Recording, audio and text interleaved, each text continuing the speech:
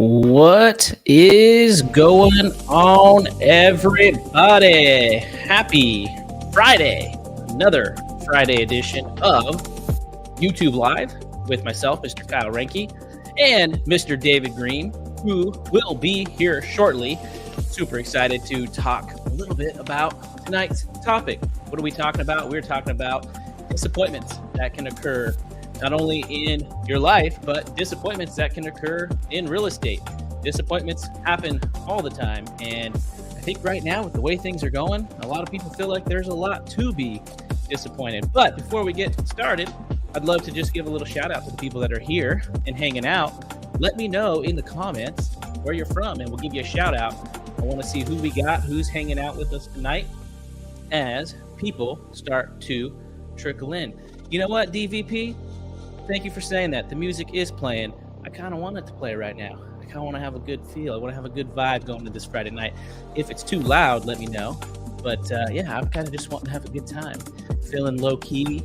Had a hard week, a long week. I'm sure a lot of us did.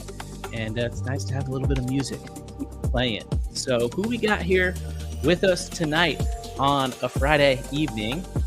Local man, Mr. David Leake. I believe David's the yoga master or the meditation master that we talked to last time, hanging out in Sebastopol. We got Alicia from LA hanging out down in SoCal. So she's chilling with us tonight.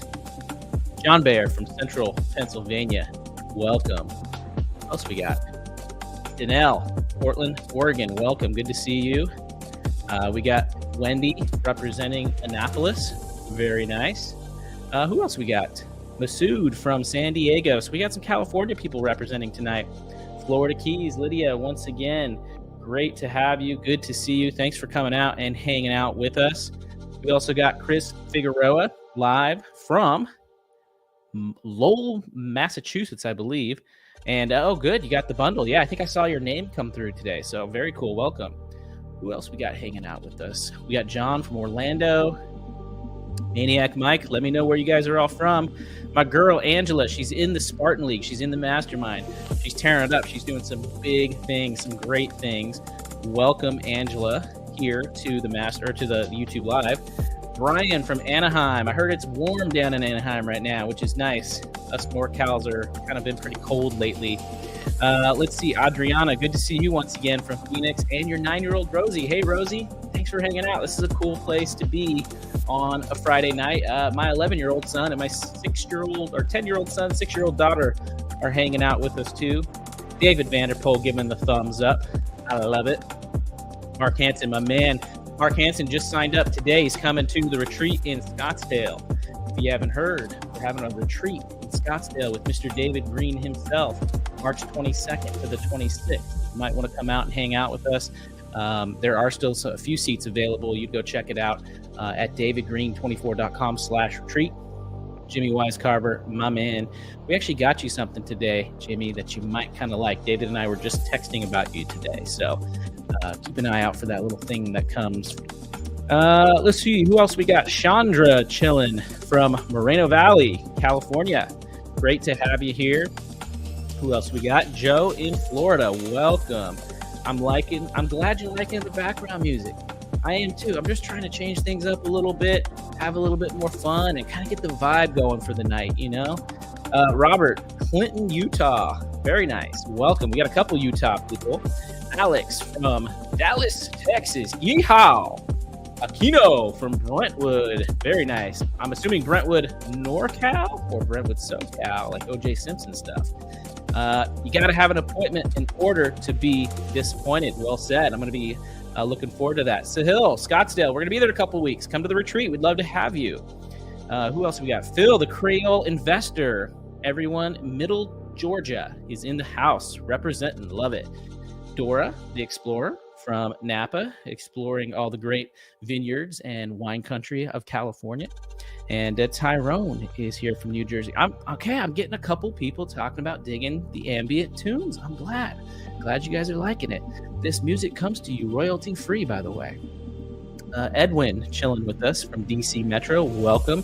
Tyrone was asking about the Scottsdale retreat. It is at David's mansion. And it is going to be hopefully beautiful weather. We would suspect this time of year in March, and it's going to be just an absolute blast. It's going to be you're gonna walk away from that retreat feeling exhausted, because it's basically from sun up to way past sundown when you come out of that thing, and you are just extremely exhausted, because you just give everything in your heart, your mind, your body, your soul.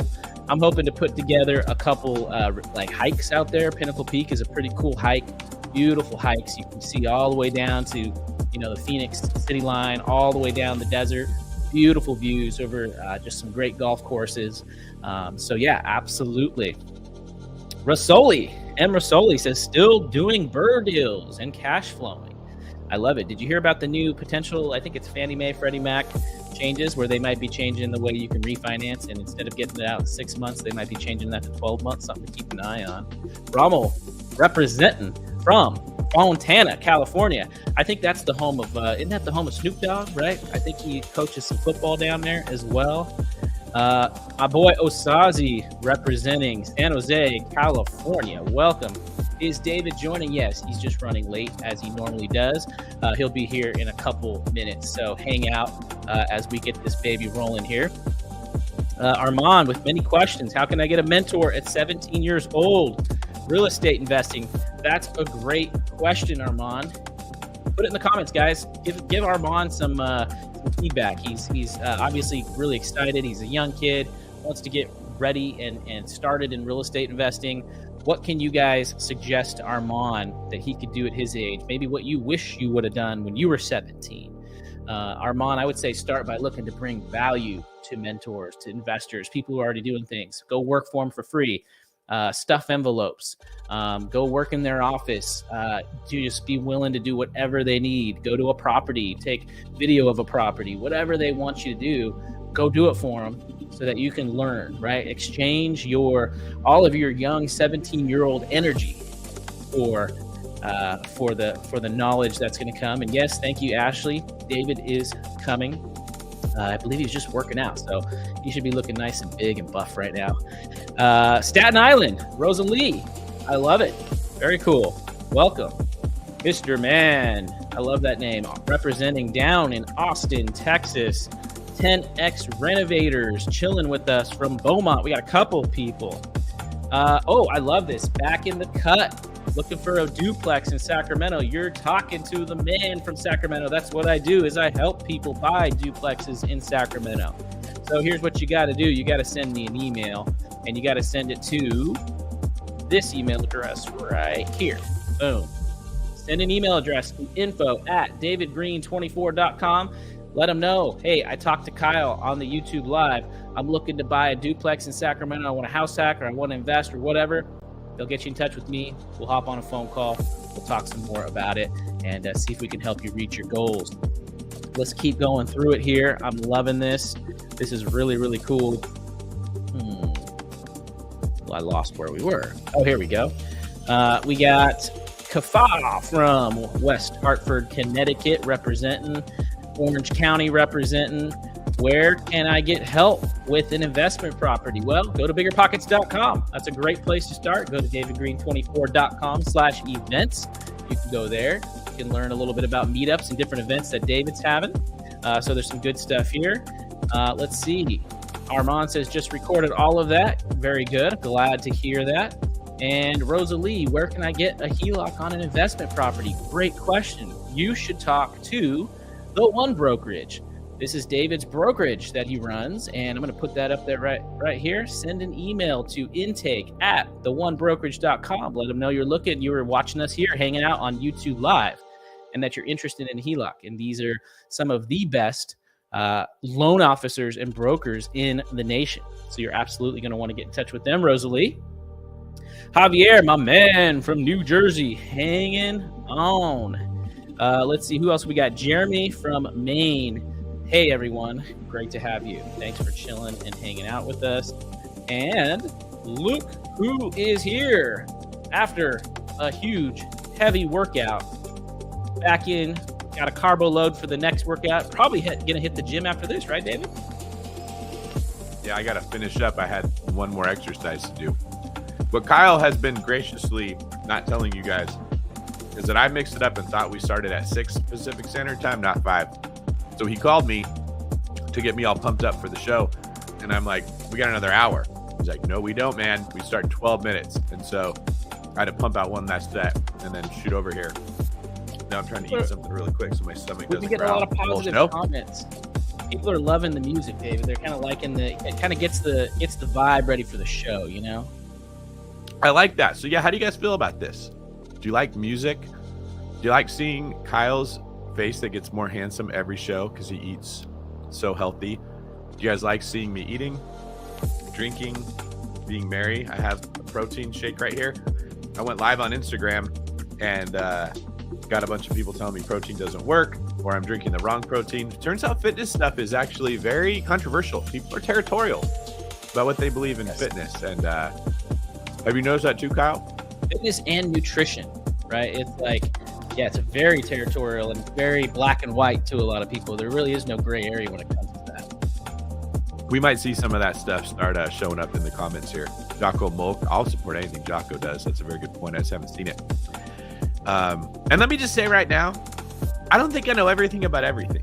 I do think I know a lot about real estate and maybe law enforcement. That's probably it. Like the Bible, I could say, probably more than the average person. But fitness, supplements, like I'm not the person giving tons of advice on that. So don't think that because I'm drinking a certain thing or eating a certain thing, that means I believe this is what everyone should do. Kyle will tell you I'm just as ignorant as everybody. Totally, man. I'm feeling it for sure. Well, protein and creatine mix is godlike. That's funny. So tell me, what is glycogen, by the way? What does that do for you? Angela, you're going to have to put that in the chat for us because we don't know what glycogen is. That's how little we know. I know what creatine is. That helps store ATP in your cells so you have more energy when you work out. And a side effect of it is you get a little puffy and you retain more water. Mm-hmm. I don't know what glycogen is, though. It sounds like it's a storage of fuel, right? Just by the name of it. Straight carbs, yeah. Yeah, absolutely. Speaking of, I got to take my fish oil today. I'm going to put it right here so I don't forget. So here's the deal, everybody that is joining us tonight. We got 93 people. First of all, do us a favor. We want to share this with as many people as we can. And so we're hoping you do the same. So do us a favor, hit the like button. Make sure you subscribe if you haven't already to this YouTube channel. But even take it a step further and hit that share button. Share this with people. Have them come in. We're going to be here for about the next 90 minutes or so. And share this with on your feed. Share this with on your Instagram. Share this with your friends. Send it as a text message. Whatever you got to do to get the word out, because we want to keep bringing this every single Friday, week in and week out. We want to grow it. And so tonight, what we're going to be doing is we're going to be talking about, as you can see in the title for this, we're going to be talking about when real estate goes wrong, right? We're going to be talking about jaded investors, experiences, taking losses in the real estate realm, in the field, and what you can do to do with that. And what we want to do tonight is we actually want you to come on and talk with us live about the disappointments that you've encountered in real estate. Maybe it's something you're encountering right now. Maybe it's a difficulty with the property. Maybe an inspection report came back that you weren't expecting. Maybe you bought the property and there was some things with it that you didn't recognize, some things about the zoning or some things about the HOA that you didn't see coming. Or maybe your property is just not performing the way you were told it would be performing. Maybe it's about the interest rates, or maybe you're just having some difficulties with it. We want to talk to you about that. So what we need you to do is actually send us a text message at that number below, 833-777-0309. And basically tell us a little bit, tell us your name, tell us what's going on. We'll get you to come in here. We'll actually download your life and kind of get some feedback from Mr. David Green himself and talk about it. So speaking of disappointments in real estate, I mean, David, you've been around the block, right? You've been a top performing real estate agent. You've been an investor yourself. You've been doing this for over a decade. I'm sure you've seen your ups and downs in real estate, specifically some downs. What are your thoughts just on disappointments in general when it comes to real estate? Well, I also want to clarify, we want to hear not just disappointments from investors. We want to hear about agents, loan officers, Thank you. people that know someone else that invested.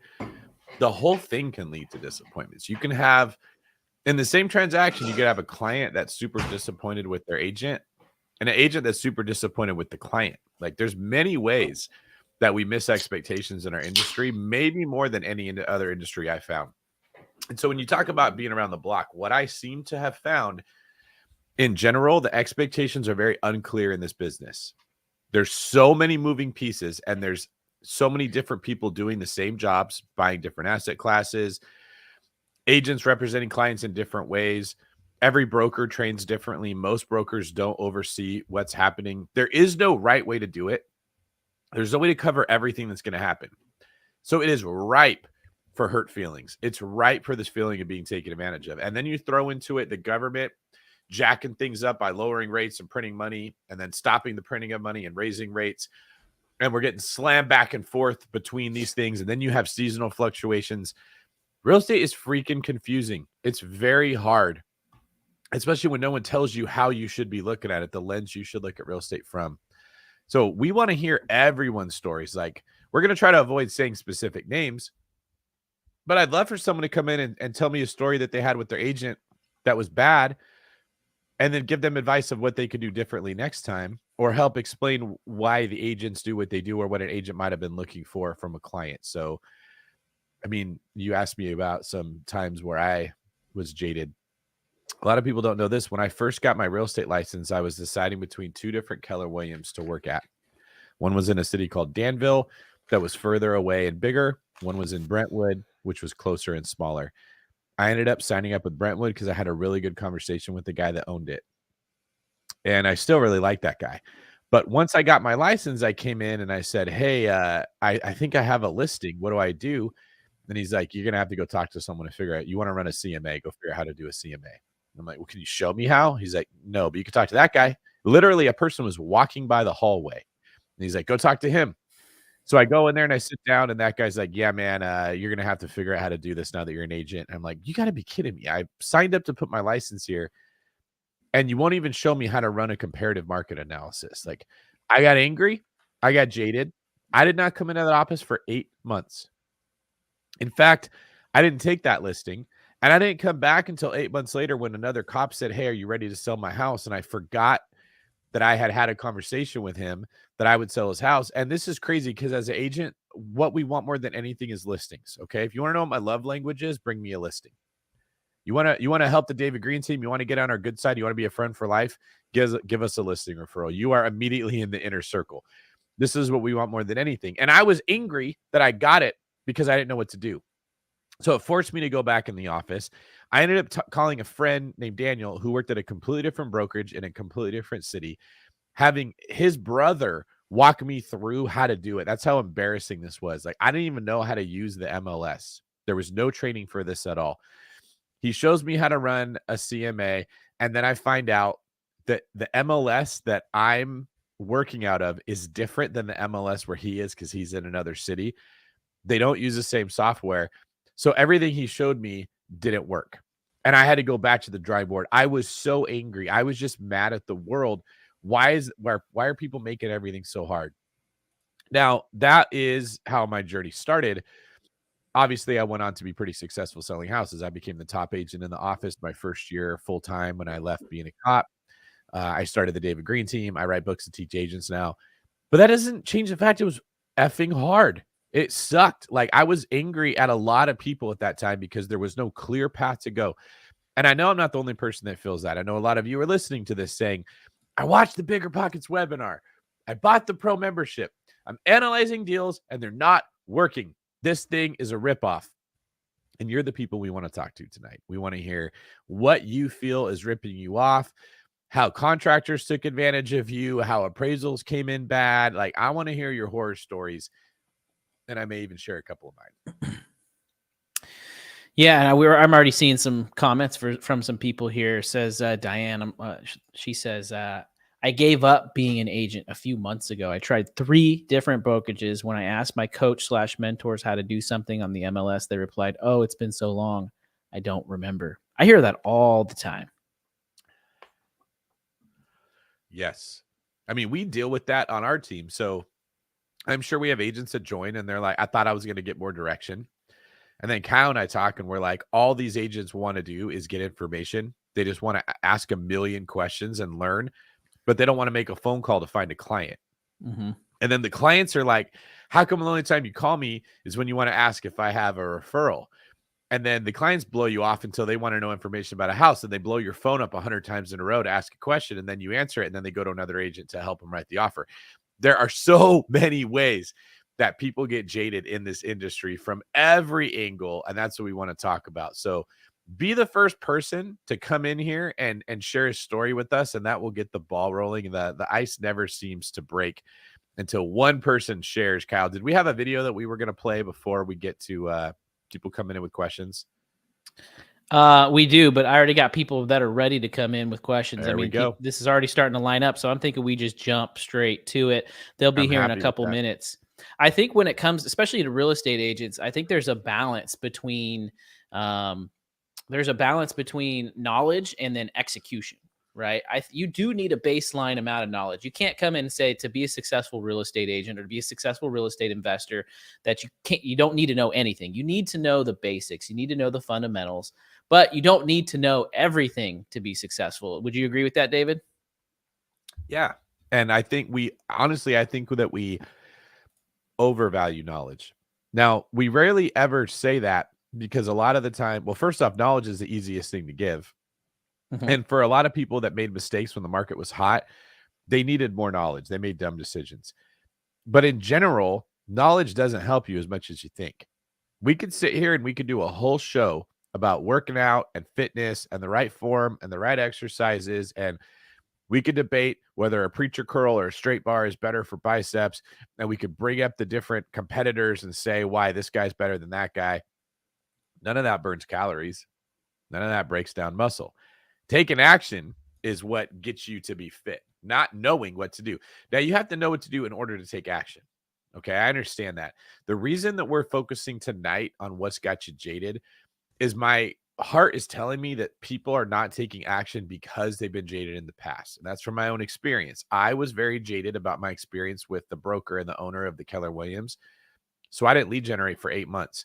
And if it wouldn't have been for God's grace and this guy coming to me saying, hey, you want to sell my house, and my own conscience bothering me because I told him I would, I never would have gone on to everything that I just described to you guys, speaking at Keller Williams events, writing books, having Kyle as the chief operating officer of the David Green team, everything that's happened, even the cool logo that's a D and a G that make up a house, which I get nerded out by logos. That happened because I got over being jaded. And that's what I want to help other people with. The other piece is, I would say, the only stuff you guys hear, especially on social media or on a podcast or on a YouTube, is the winners. You hear about the amazing deal. No human takes the worst picture in their camera roll and posts it on their Instagram. Nobody takes the dumbest thing they ever said and repeats it over and over. We always take the highlight parts of our life and show those to other people. And this is not any different. When you hear people talk about real estate, they're going to talk about the deals that went great. And then when you have a deal that goes mediocre or bad, you think you're the only one because you've never heard people talk about it. But you're just hearing the tip of the iceberg. Most deals go very bad the first year you buy them. Very few deals start off being as awesome as what you're hearing on all these shows. And I'm hoping that as more people hear how bad experiences are for others, you end up encouraged that it's not just you. Yeah, we got a couple people lining up to jump on here. That's also the benefit, I think, for us with the David Green team. One thing we've learned to do with our agents, right, encouraging them to take action, but also the learning part is we've created a ton of content. We have like a 12-hour onboarding program teaching people the basics of being a real estate agent when they join the team. And it's like 12 hours of just educational content and videos. We call it DGT Launch. And then on the back end of that, we have this thing called DGT University, which is all the ins and outs of being a successful real estate agent. So if you're in the game, you got to make sure, and you're brand new, you got to make sure you put yourself around the type of people that are, that are talented, that know what they're doing, but also have the systems, the know-how, and the ability to help you along the way. It is more important than anything else. let's jump in really quick. I just want to read a few of these comments before we jump to some of our callers here. Danelle says, I try and remember that I'm running a business. If I'm running a business in any other industry, nobody's going to show me how to do it. You have to go and learn it on your own accord. That's absolutely right. That's just self-motivation, right? You have to be motivated, whether you're a W-2 employee or you're just somebody who's running their own business or their own investment property. You have to take ownership and know that this is your business, and you have to be the one that's going to go out there and learn all the stuff and not rely on other people. Let's see here. I'd love to hear about the one sorry, from Biz. go ahead. Sorry, I went over there.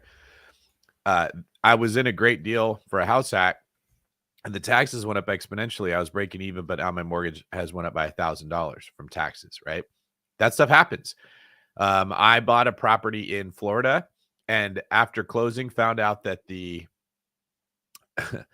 insurance on it was going to be $26,000 a year, because of the age of the property and the fact that we couldn't find an insurance company that would insure it with hurricanes and as a short-term rental, which made that deal way worse. And on top of that, I'm now going through a situation where it turns out the neighbor called to complain. They sent the city over, and they've decided that the duplex in the back was a garage that was converted without permits. And this is in a historical district. So the city's now telling me it has to be turned back into a garage. So not only am I losing 2 units in the back I was getting revenue from when I bought it, I'm spending money so that I can lose money on this deal that I've already had worse projections because of insurance. Okay.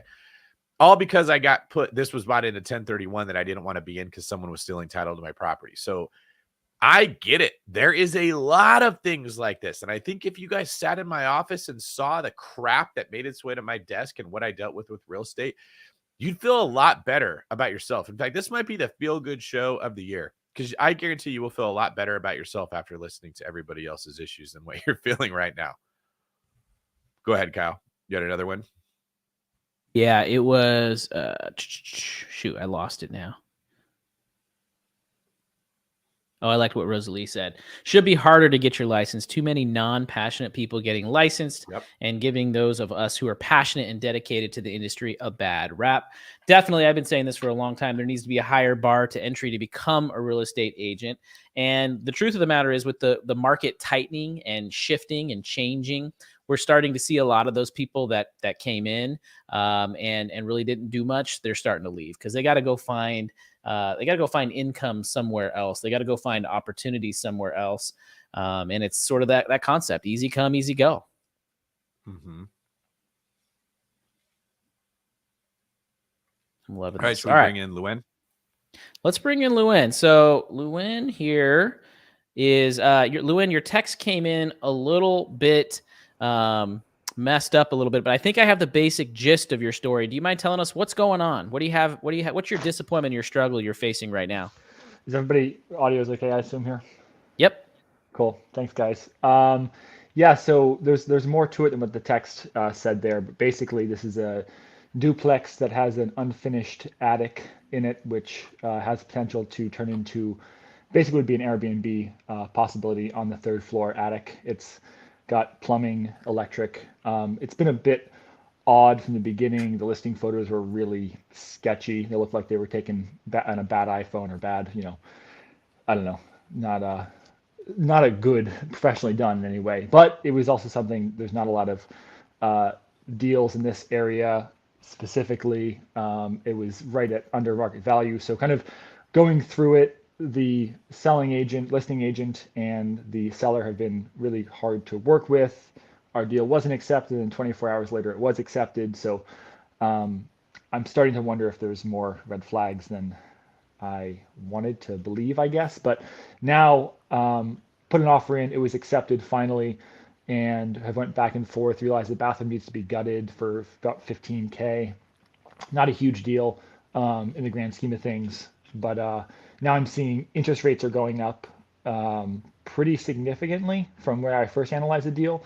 I was about 2 months ago, I was analyzing the deal about 6% interest rates. Now, what I didn't realize also was that home style loans, kind of this renovation loan that I'm doing, those are also typically get higher interest rates. So now I'm up to 7.3% with my mortgage broker, and it looks like things are going to be rising pretty consistently. Actually, I was messaging on Instagram Dave Meyer as well, and because I was curious, and he asked questions every once in a while. I was happy that he responded, but he was also saying that it seems like I was listening to On the Market I think February 28th episode, and but Dave was saying that also it seems like rates are certainly going up before they come down. I'm still probably 45 days from closing, so I'm probably about 30 days or so before locking in my rate. So I'm just kind of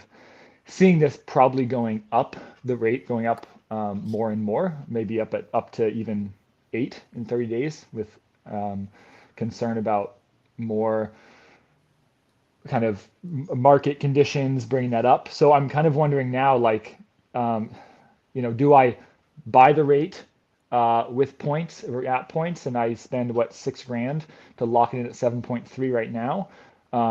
It all comes down to that, and if I also then want to refinance, actually, as Dave was saying, I could probably refinance in 2 years, assuming that it is a better market to refinance. But I guess what I'm hearing more a lot from just all of my time in the BP world is like, I know I'm not going for a home run here. I'm trying to get a base hit. What I thought was, for the baseball reference, a double rounding second, and now I'm maybe looking at a single, it looks like, which I guess I'm still okay with.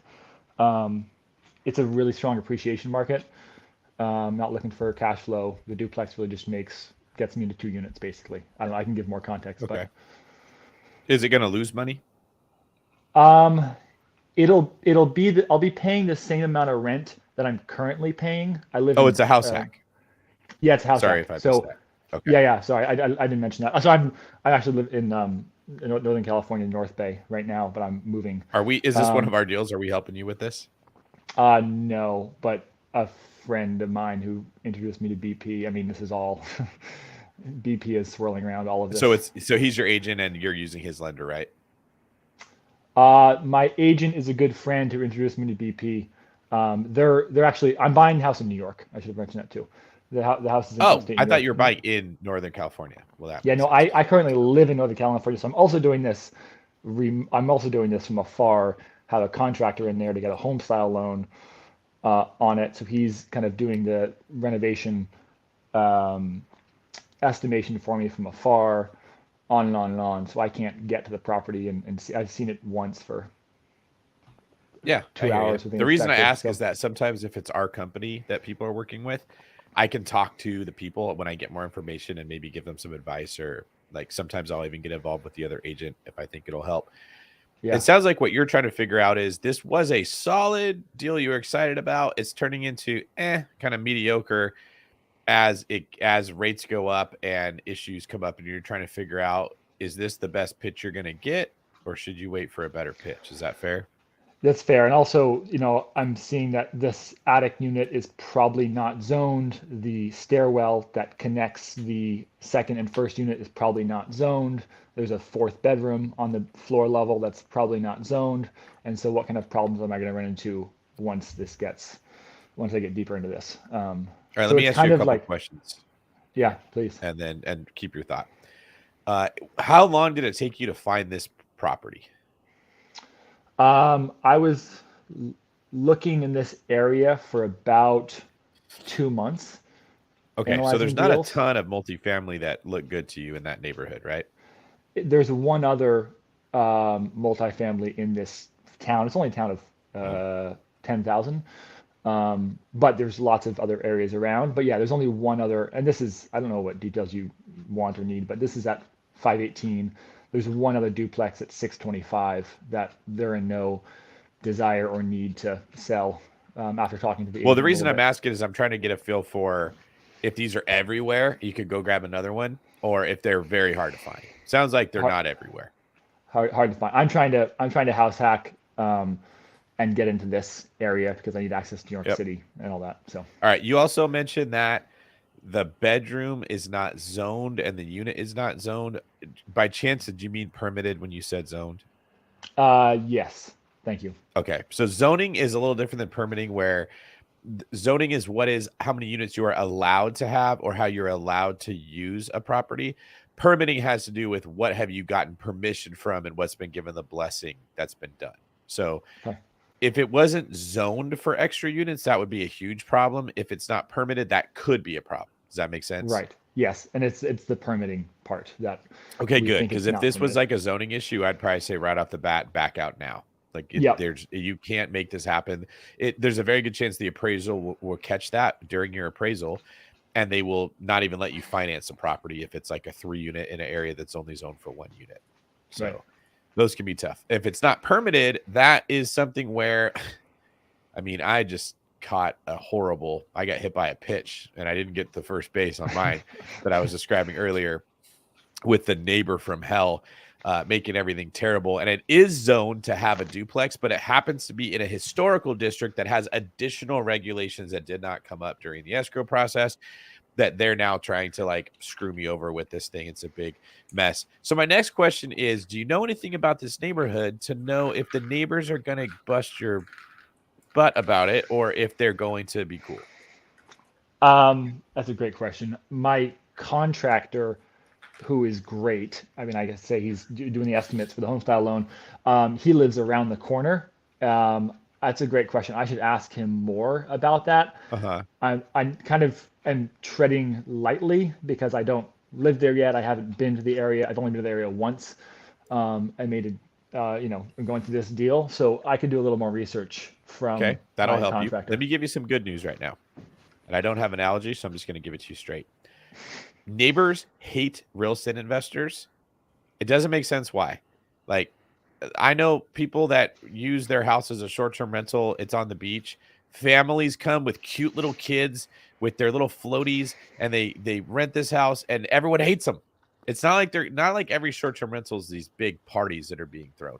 It's this like jealousy factor, and also I liked it when I knew Bob and Karen that lived in that house, and I want to go ask for a cup of sugar, and I can't do it if it's investors there. That leads to neighbors making your life bad. However, one of the reasons that I will not stop banging the drum of house hacking is because your situation, this is very unlikely to become a significant problem because you're going to be living there. Like, I don't know what it is, but people don't go drop dimes on homeowners that are living in the house. So you're going to move in, the neighbors are going to see the U-Haul, they're going to come say hi, they're going to ask you for coffee. I'm assuming that's how they talk in this part of New York. I don't know if it actually is, right? You're going to get to know them. Then you don't even have to mention your house hacking, but they see you as a neighbor. And so if you tell them I'm going to be doing some renovations, let me know if the work is too loud. I'm happy to work around it. They're like, oh, that's amazing. No problem at all. And they're going to come drop you off a cake. Okay. If you're an investor doing the very same thing, F that guy. I'm tired of these people making money off my neighborhood, gentrification, not in my backyard. You get the whole thing. Like, they just look at it completely different, right? So my advice to you about this deal would be different, literally, if this was a long distance real estate investing situation where it's a pure investment property, than it is if you're going to live in the property. And I want to make that clear for everyone listening to this video, especially if they're not on the live later, where they say, well, in this case, David said that, but in this one, he said something different. It's because I don't think people get upset, and the city treats you different when you're living in the house. It's investors that get this terrible reputation. That's what I think has happened to me on this Florida house, is the neighbor who's been a demon to everyone that goes by the house. She is horrible. I saw her giving me dirty looks when we went to go see it right after we closed. I know she's on the phone every day up the butts of the people that work there, putting pressure on them to drop a hammer on me, because it doesn't make sense why they're doing so much when it comes to this. I don't think you're going to run into the same position. All right. Now, the zoning, that'd have been a hard no. Right. So now that we've discussed like non-permitting, I can't tell you that it's not a problem, but I would say if it's discovered it's not permitted during the escrow, this is negotiation leverage that your agent now has to go and get you a better deal. Here's the rule of thumb for everyone listening when it comes to negotiation. This is not a hard and fast rule. This is a guideline that most realtors will work by and will benefit you. If it is disclosed by a seller, in general, the sellers are not going to give you a credit when you find it out during the inspection. Okay. So if you get disclosures from a seller before you write an offer, which is something we do on all of our listings, and they say the roof leaks needs to be replaced, and your roof inspection comes back and says the roof needs to be replaced, they're going to tell you no when you ask for a credit. In general, you can still ask, okay, but usually that doesn't happen. If they did not disclose it, the way that we take on the David Green team when we go negotiate is we say, hey, bad news. Your roof leaks and your sellers didn't disclose that. And it doesn't matter that they didn't disclose it, but it makes them feel like they did something wrong. And it makes it easier for the listing agent to go back like, guys, they're asking for 15 grand. You didn't disclose the roof leaks. They didn't know when they found it. We're going to have to pay that money. So if things weren't permitted, if your inspection report comes back like you were mentioning, those details, okay, what I would do is I'd review the disclosures. I'd make sure that they're not on there because they're usually not. Those disclosure pack in California is this thick. Like nobody wants to fill that thing out. I would put a number to everything that is wrong. Okay, so can you give me an example of some of the things that you mentioned that were making this deal not good? Well, there's the financing is one thing, and then it's the potential, I guess. It's going to need a lot of renovations to it. It's going to be about 45K. But you haven't got an inspection back, or your contractor hasn't given you a number on what it needs, right? We got the inspection back, got the initial inspection back, and it actually came back pretty good. It got a new roof, new siding, but the bathroom does need to be totally gutted, and it needs definitely paint, floorboards, trim, and that's just flooring. more than you thought when you wrote the offer, and that's why you mentioned the pictures were from an old iPad and they weren't clear. Yeah, exactly. Right? Yeah. Okay. So can you give me an estimate of how much more you think the rehab's going to be than what you originally anticipated? So I guess probably only about 15 K, but I'm worried about I'm not necessarily worried about one of these things. I'm worried about rates rising, costs going up, as far as the renovation, all the little things that are happening. That's kind of like, I can see that. Yeah. And this is so also what's happening is all these little yeah. things at the same time are creating an accumulation of anxiety that is causing you to be indecisive about if you should move forward or not. Right. And what I'm trying to do is go ahead. No, I was just say, like, it's for context. I've been, this is kind of surreal that I'm on this right now because I've been listening to you all on BP for the past 3 years. Was going to buy a property in North Carolina. This is actually my first deal that I've done. So I've been studying and just reading and all these things forever. So this is why it's kind of weird to be on here right now, but so appreciate the insight. And so I'm not sure again, like if I should just be happy with this being, and this is also, I'm going to live here. It's also kind of for my work. I need a place to live. This would be better to be in this spot than an hour north, farther away from New York City, and on and on and on. Right. So like there is this emotional side, which I'm trying to detach from, but inherently I have to consider some of these things that don't have a monetary value into the deal. And I don't know if that's just not a smart thing to do, but there is a real world my situation. advice in general is to take the things that are causing you concern, turn an emotion into a number, present the number to a seller, and put the ball in the seller's court. You put the pressure on them instead of yourself that way. Yeah. Right. And that's what I'm trying to do is take this accumulation of things that are causing you concern, try to find some way to, I can't think of the word I'm trying to say right now, but it has to do with like turning it into an objective fact and make a list and then give it to the seller. And then they're probably not going to give you everything, but they'll give you more than what you got. And then you can make the objective decision on if the deal works. Yep. So, for instance, rates are going up. You don't like that. That is true. They're going to continue going up. You mentioned 45 days. Is there a reason that you think closing is going to take that long? The whole process has been really weird. Like the sellers just don't seem to be incentivized by closing fast and by so many things. Did you write the offer as a 45-day close? No. We did. When it went to a bidding war, they said no to our deal. Then 24 hours, they said yes to our deal. The listing agent has been hard to communicate with, and it seems like they do have other offers on the table, which does not surprise me for this market. Oh, so you're not under contract on this house? I signed the contract. They have not signed it back yet. I got you. So you're not under contract. You said you wrote the offer. I assume that meant it was accepted. Do you need any Well, clarity on that part, by the way? Does that make sense? Did your agent yeah, explain like, no, totally. And I don't know what happened with if my text went through. There's so many things on this deal, basically. But I would assume they're going to sign in the next day or two. There's no real delay. But I sent so my let's say they sign, how many days did you ask for closing on the deal? it's listed as March 31st, but I don't think that, from what I'm told, that's not actually like, there's nothing binding that. Well, if you put that in your offer that you want to close by that period of time, unless they counter it, if they accept it, it would be binding.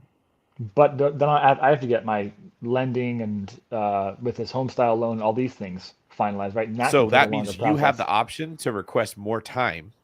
Okay. And they have the option of saying, yes, you can have more time, or no, we're going to put our house back on the market. Okay. But they don't have the option of telling you, we want more time. Right. So here's something to understand about leverage in a deal. When you are not in contract, I'm going to use an analogy here. Let's say you're a man and you're wanting to date a woman, and a lot of guys want this woman. Okay. Are you married right now or anything? Do you have a girlfriend? I have a girlfriend, yeah, partner. Okay. So let's say that your girlfriend is single and it's becoming obvious that she's on the market again and you like this girl. All right. You're hitting her up, you're texting her, you're trying to FaceTime, you're asking her out, and you know there's 4 or 5 other guys that are all doing the same. Okay. You understand that emotional pressure that you've got of like, if I leave this window open, someone else is going to snag this one. This is a good deal. Okay. She's got all the leverage. She's got 5 other guys plus you. She gets to pick and choose who's the person. You got to be on your best behavior. You got to mind your P's and Q's. You better reply back to her quick. You might have to text her 4 times every one time that she messages you. She's taking her time if she has several other interested guys. Okay.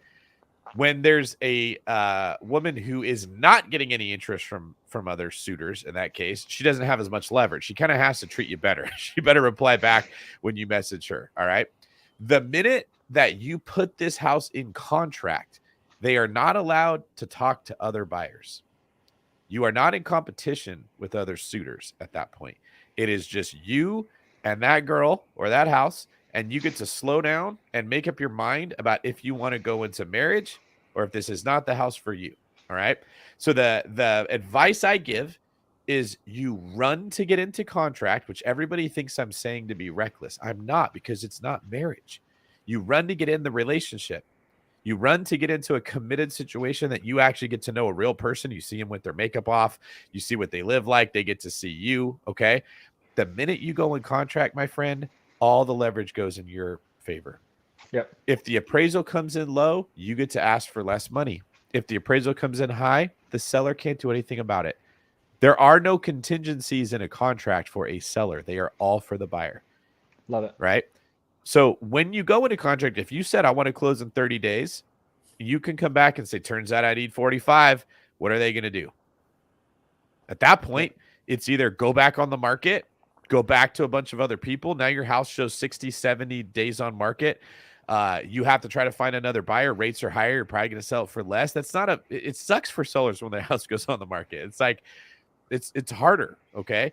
Or they go, fine, you could have another 15 days, but they don't get to say that to you. They don't get to tell you, we're not ready to move. We need another 15 days. You can literally sue them in small claims court for a breach of contract if a seller tries to do that. They have no leverage at all. So what happens when we have a seller that says to one of our buyers, we need more time, we say, pony up. It's going to cost you $5,000 and we'll give you another 15 days if that's what you want. Right. And if they say, we're not doing it, say, fine, we'll see you in court. We're going to get a lot more than $5,000 because the seller is not allowed to delay a closing. Okay. That's one example. Everything in that contract benefits you. Is it Luanne? Am I saying your name correct? Luanne. Yeah. Luanne. Luanne. Okay. Thank you. Right. Okay. So a lot of the anxiety you're having, it's not appropriate yet because you're not even in the point where you're dating that girl. Right. Yep. You can get into contract and make sure you have contingencies. That's the other thing. You want inspection, appraisal, and loan contingency. If you don't have those, my advice completely changes. You don't want to rush into a contract where you don't have contingencies. Now you don't have leverage. You could lose your deposit. Okay. But if you do, get in there, run, get through the door, stop.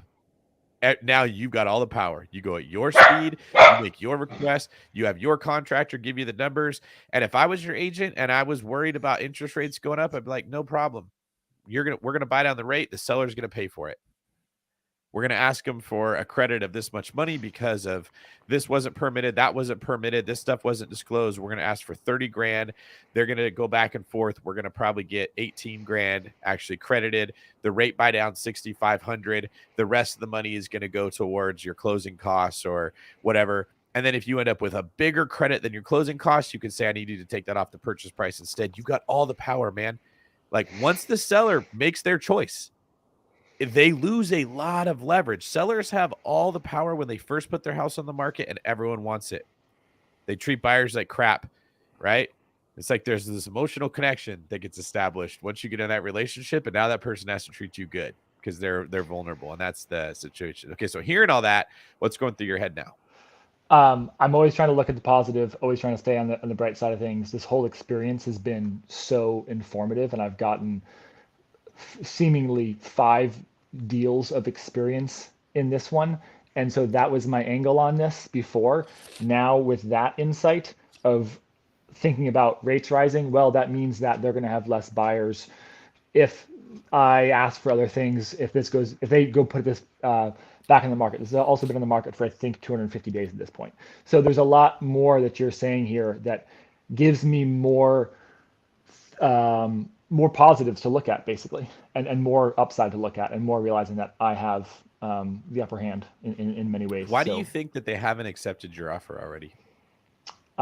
Because they're, as I mentioned earlier, like they're just not incentivized. There's a lot going on. They don't seem to be incentivized by really time and money in the same way. We gave certain accommodations for the second unit for them to stay there until July 1st, so their kids could finish the school year. Turns out that was a really good thing because we found out later that the owner is renting that second unit out to one of his family members. And so he loved the fact, I'm guessing, that we allowed that second tenant to stay there until July 1st. So there's a lot happening behind the scenes that I think I don't know. And so I just don't think they're really incentivized again by these same things that we might be, such as closing fast, getting the highest price, and all that. Here's what's tricky about being in your situation. Everything you're hearing is coming secondhand or third hand. All right. Third hand. Yep. You're hearing this from an agent who heard it from the listing agent who heard it from the seller, which means I might even be, I don't know, fourth hand. What often happens is people get information. They don't get the whole story, maybe because they were lazy and didn't ask, maybe because the other side didn't want to volunteer. It could be a myriad of reasons. Then they go share that information with somebody else. This happens in communication all the time. Let's say that Kyle talks to one of our agents who made a mistake on a deal. And that agent tells Kyle, here's what happened. And Kyle comes and tells me this is what happened. And I ask him a question that he didn't ask the agent. Okay. It is very tempting, and most of us do this subconsciously, for Kyle to create an answer that makes logical sense as to why the agent did it, to tell me, to satisfy my curiosity, that he actually didn't hear from the agent, but it just makes sense for him to do that. All right. And then if I go tell our broker about what happened and they ask me a question that I didn't ask Kyle, I do the same thing to them. By the time it gets to this broker, there's been 3 different people that have passed it on, and we've all added our little pieces. So you don't actually know why it is that the sellers are dragging their feet. It might be that they're not motivated. It might be that other offers came in right after yours and they're playing your offer against that one. And while you're thinking, hey, we're really close, I did everything right, they're literally showing that offer to other agents and saying, can you beat this price? And they're going to drag this on for as long as possible. Okay. Yep. You asked the girl out. You said, I'd like to take you to Applebee's. And she's like, well, it's better than McDonald's. But I mean, if I could get a date on Friday night to a steakhouse, I'd probably rather do that. So she's got Applebee's in her back pocket. But she's texting that other guy like, hey, do you think you might want to take me to Ruth's Chris? If you could take me to Ruth's Chris, it's your date, okay? And you're like, well, she's going through a lot right now. Her mom's sick, and her nephew is in trouble at school, and her cat was throwing up yesterday. I'm just giving her space. But meanwhile, she's out there looking for a better option, okay? This happens in real estate all the freaking time. This is why I'm telling you guys what goes on behind the scenes. If I was selling a house and you wrote me a great offer, we would do this all the time. This is why you want to bring me your listings. and we're listed at 600 and you wrote an offer at 650 and you're like, take your time. We really want the house. And then you go tell your client, I think it looks really good. They were optimistic and we don't want to rush them. I'm calling the other 4 offers and like, can you beat 650? Do I have 675? Will you also waive your contingencies? Like, I'm literally taking the best parts of your offer and the worst parts of your offer, and I'm saying, can you match the best parts of his offer and get rid of the worst parts of it? Okay. Kyle does this. I do this. Every agent worth their salt is doing it. So do not assume that they're just distracted. It might be the case, but you don't know because the information is coming to you from several different people. Yep. My advice is always you put the screws to them and you get it in contract. I will call and say, we will go write offers on other houses if you don't give me an answer by tonight. You're listed at 650. This offer is at 675. There is zero reason that your client should say no if you're being straightforward. If I don't hear from you by 10 o'clock, I'm going after these other houses and I'm writing the offers right now to be ready. And I want the seller thinking, oh, crap, we might lose them. And I got nothing. One in the hand is better than 2 in the bush, right? Too many people in this business don't feel comfortable playing that game. And the agent's your friend, so I'm not saying they're doing anything wrong. They just might not be super experienced. They might not have been through as much as I've been through and had deals that were this close get wiped away. What I don't want to have happen is for you to be worrying about all these things when you're not even in contract yet. Give them too much time. They shop your offer. They get a better deal than what you had, and you missed out on the house that you could have got. I'd rather that you guys went and put it in contract, then take your time, then go through everything and look at these decisions. I love it. It's great. Makes total sense. All right. Thanks, man. We appreciate you being the guy to break the ice, to come in here and get this thing rolling. Would you, if you found value in what I said, would you get your real estate agent some of my real estate agent books and just be like, hey, try this. And if he likes it, be like, here's where you can learn more of that. They're called Sold, Skill, and Scale. Absolutely. She told me about you guys 3 years ago, about the Bigger Pockets community and group. And I already know she loves you, David, specifically. Kyle, I'm sure she loves you too. And so this is the first of many deals that I work on in this area, probably with her as well. So I'll pass along. She's going to be thrilled that I was chatting with y'all. Thank you so much. Awesome, man. Hope we see you next week, okay? Or 2 weeks from now. Ciao. By the way, if you guys are enjoying this, do us a favor. Hit that like button, hit that subscribe button, and share this live stream with other people. We're going to be here for about another 55 minutes. That's really good advice. And one of my favorite things, too, that we do with the buyers that I work with, I love to kind of put that pressure on the seller and on the listing agent. If they're not going to accept our property, we have a strong offer. We have strong terms. And my buyer is willing to walk, we let them know, listen, that strong offer is not going to be strong the next time when you come back to us either. It's going to change. It's going to go down because they need to know, like, this is a serious decision for us, and we're not going to sit on it and let us be your side piece while you go out and try to find a better offer. That's what's going on. I'm curious if everybody listening feels like they're getting to see what goes on behind the scenes of The Bachelor. Right? Because real estate is much more dramatic than people realize. When you've got all the different people involved and all the different emotions, and there's this crazy cocktail of like fear, like no one's going to buy my house, or my offer's not going to get accepted, mixed with greed. I don't want to pay that much, or what if I could get more? And I swear it just bounces back and forth. When you're representing a seller, they're like, do you think we're getting an offer? Do you think anyone's going to want it? We should just take the first thing that comes. And then you get a good offer. They're like, do you think we could get more? Do you think we could get more? Do you think we should go for more? And the same thing happens with buyers. Like, that's part of why I think people get jaded, is there is no baseline to operate off of knowing what is normal, right? Your emotions are just going crazy. It's like the girl that I'm trying to date, or another guy's trying to date. And we're like, I took you to Ruth's Chris. I picked you up in a limo. I wore a tuxedo. I hired a violinist to go with us and serenade the thing, right? I got you dessert to go. And you're like super thrilled. And then your friends are like, well, don't you think that maybe you could do better? And you're like, yeah, maybe I can do better. Like, that emotional back and forth that happens when people get in your head, that happens with real estate too.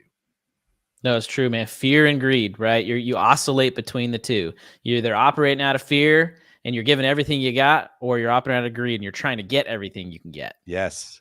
And it happens like that. That's why we have contracts, because people change their minds constantly. And that contract's the only thing that locks it in. I like that from Back in the Cut. I've liked this live on 5 different accounts. That's And true then I love like right there. Angela's comment too here. I hate that the dating / marriage analogies actually make sense. So Angela, I had this moment also where I was teaching agents how to understand it. All right. And it kept coming back to dating. And I'm like, I don't like this is a PR nightmare. At some point that someone's I don't know how they could actually complain about that. I just felt like it would happen, right? But there isn't a better way of explaining what the dynamic is like. And it goes even deeper. We could get into how looking for houses on Zillow is like online dating. It's the same thing. It is exactly the same thing. How, like, in general, men get much less messages than women. Men kind of operate like the buyers. Women are getting tons of messages at way more than guys, but they have to try to figure out, like, which one of these people is fake, which one's real, which one's a psycho, which one's a genuine guy. They're getting lied to all the time. That's what it feels like to be a seller. The pictures that you put up is like all that matters. Like when you're looking on Zillow, no one reads the description if they don't like how the pictures look, right? Like realtors that are discount realtors will frequently save money with the pictures, and then nobody ever clicks on their profile. Like we actually train people to go looking, like, don't try to message the same girl on this dating app that's getting 500 messages a day. You want to find the great catch that like put up the worst picture of herself ever.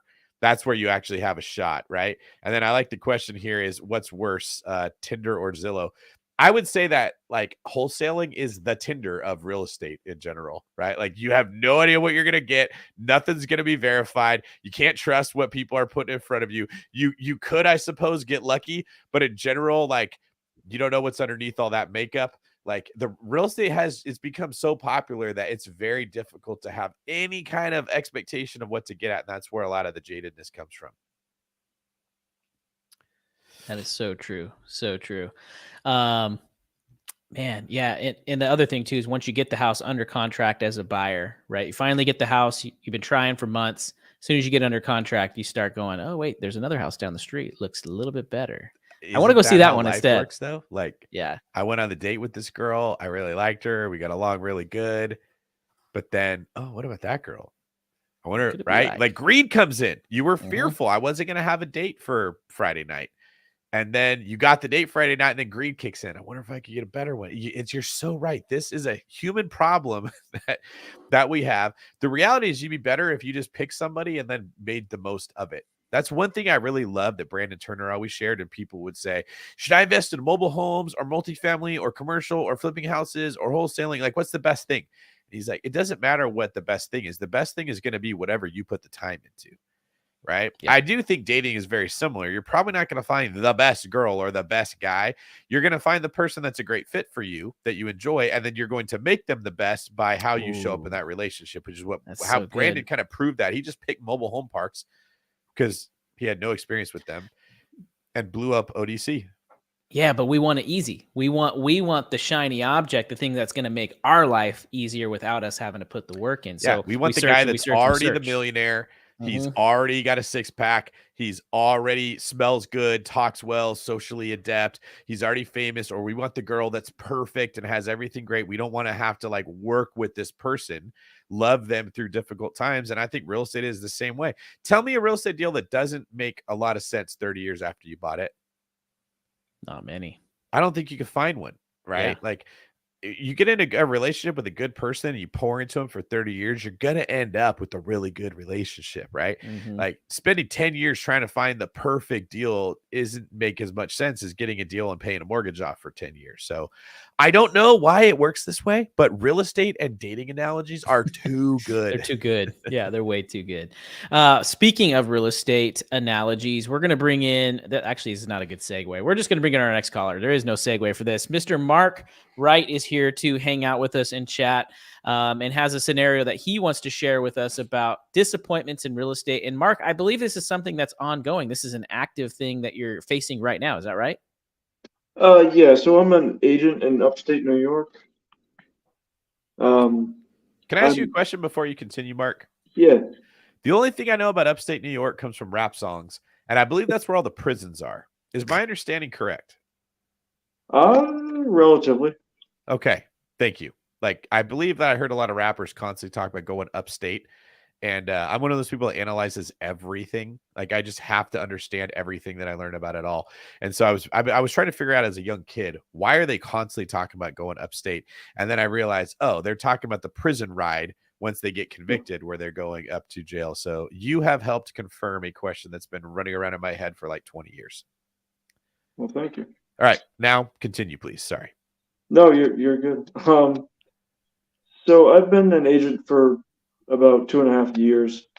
And I've kind of struggled because I'm not full time. I still work a few days a week at a retail job. I run a caretaking business, like for property management stuff. And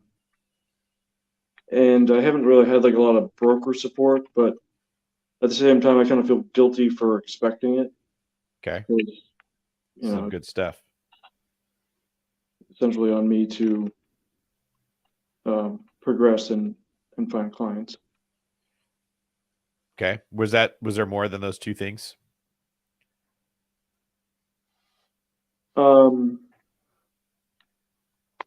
That's pretty much what I'm struggling with the most for now. So the two things you mentioned were that you're an agent right now, but you also have a full-time job, so you're having a hard time finding clients, and then you're getting a lack of broker support. Is that right? Oh, well, I guess I would say like time management's the hardest thing as far as trying to juggle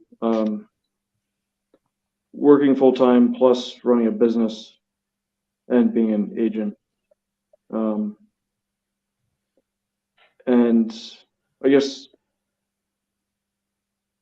part of me feels like I should just kind of give up, but at the same time, like I have ideas and stuff that I would like to implement, but I don't always feel like I have the time. Okay. Let me ask you a couple questions. Then I'm going to run to the bathroom and I'm going to let Kyle jump in, and then I'm going to come back and catch it up. So the first question I want to ask you is, what do you do for your full-time job? So right now I work in retail. What does that mean specifically? People always say that too. They're like, I work in marketing and I never know what marketing actually means. What's retail mean? No, it's all good. It's literally just a retail shop. It's a clothing store. Okay. So are you in sales? Do you sell the clothing? Yeah. Yep. Okay. So that's 40 hours a week, or are you doing more than that?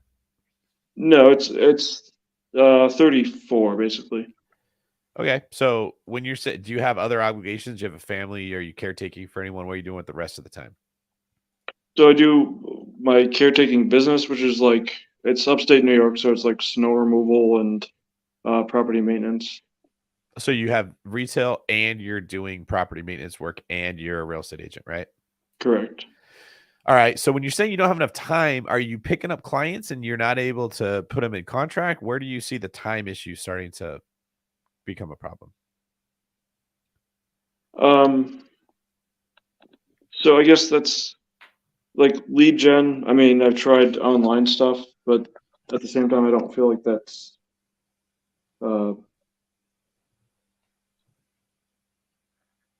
it's not an organic approach. I mean, I tried Zillow leads, that didn't. So when you say time, it's you're having time to lead generate. That's your struggle. Yeah. Okay. If you had all the time in the world, do you think that your lead generation problem would be fixed, or do you think you'd still struggle with it? I would probably still struggle with it. So it's probably more than just time. Yes, I agree with you about that. All right. On a scale of 1 to 10, how honest do you want us to be with you right now? 10 being the most honest, you mean? Yeah, correct. You can go for 10. Okay. Now, you don't have to say 10. If you say 7, that doesn't mean I'm going to lie to you. It just means I'm not going to be as straightforward as if it's a 10. You still want 10? Yeah. All right. What I have found, and being a real estate agent really forced me to deal with this more than anything else, more than law enforcement, more than all the things I've done in life, was that in order to be successful, whatever my goal was, I tended to think that I needed to do certain things, which is true, you do, but that was never what held me back. It was who I was, okay? In order to become successful as a police officer, they told you what you have to do. most people fail. Like the what's the word I'm looking for here? Like the pass rate, I can't think of what it is, from the time you start the academy to actually making it off probation at a department is less than 50%. More than half the people get washed out of that program. It wasn't that they didn't know what to go do. They make it pretty clear how to do stuff. It's knowing what to do and being a version of you that can do it are completely different things. Okay? Like no one here is confused on how to get a six-pack. If I said, what do you have to do to get a six-pack? Everyone knows what to do. The ability to go get that six-pack is a completely different story. All right. I don't have a six-pack. And so that's why I'm giving this example, right? Because this is an area of life where like I've been successful in many things, but this is when I'm not successful. I've never had a six-pack. My entire life, you could never see my abdominal muscles. Not even when I was in my best shape ever, it just wasn't happening. Okay. And if I'm being totally brutally honest with you here, because that's what we're doing, we're talking today about being jaded with real estate. I struggle with depression. I have issues from when I was a child with a really bad relationship with my dad. I sort of walk around in a state of constant emotional pain, and I've always used food in some degree to numb that. I am not saying that is healthy. I'm not saying that is good. Like, please don't go in the chat and be like, David, you shouldn't do that. I know. You know what it takes to have a six-pack too, and you probably don't have one. Knowing it and doing it is a different story. Okay. Many things in life that I'm successful in, it's because I don't have a struggle in that area that stops me from doing it. The things in life that I'm struggling with, there's something going on under the surface that is stopping me from being able to have victory in that area. Okay. Now, I definitely go through periods of time where that struggle is better than others. Okay. So like I'm probably like Kyle and I were on a fitness trend right now. We are getting in better shape than we were before. And I'd say overall, I'm at like on an upward trend in that area of life. But I'll also go through times where I'm on a downward trend. If I ever decided I want a six-pack, it is not a matter of eating less carbs and sugar. I already know that's what I'm supposed to do.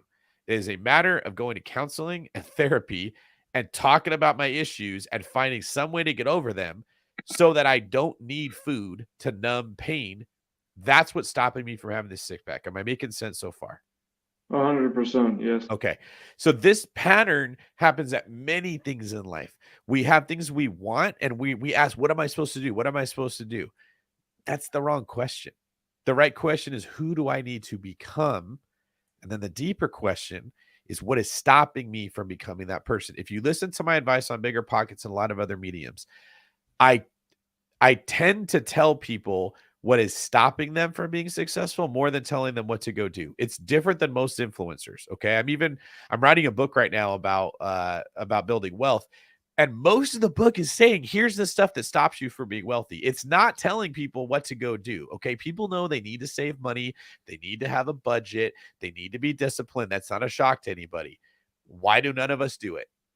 Because there's freaking things in our life that stop us from getting there. Retail therapy, lack of discipline, fear of success, fear of missing out.